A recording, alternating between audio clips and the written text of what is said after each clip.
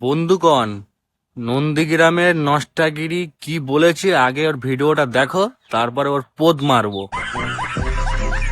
2021 সালে আমার বাড়ি ঘরদোরগুলো ভেঙে দিয়েছিলে, গুঁড়িয়ে দিয়েছিলে। পঞ্চায়েতে ভোটে দাঁড়ানোর পরে, পঞ্চায়েতে জেতার পরে ক্ষমা করে দিয়েছিলাম। সমস্ত সুযোগ সুবিধা তোমাদেরকে আমি দিয়েছিলাম।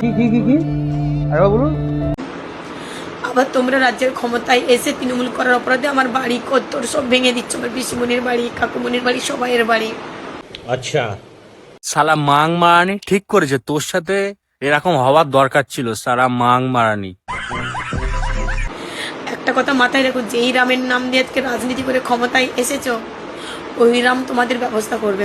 আমাকে কিছু করতে হবে না, কারণ আমি মনে করি রাখে ওরই মারেকে। बंद करो हाथ जोड़ के मैं একটা কথা মাথায় রাখবে, আমাকে কারোর ক্ষতি করতে হবে না, ভগবান তোমাদের করবে। একের পর এক অত্যাচার কিন্তু মেনে নিচ্ছি। তোমরা যতই আমাকে আঘাত দিচ্ছ, ততই কিন্তু আমি শক্ত হচ্ছি।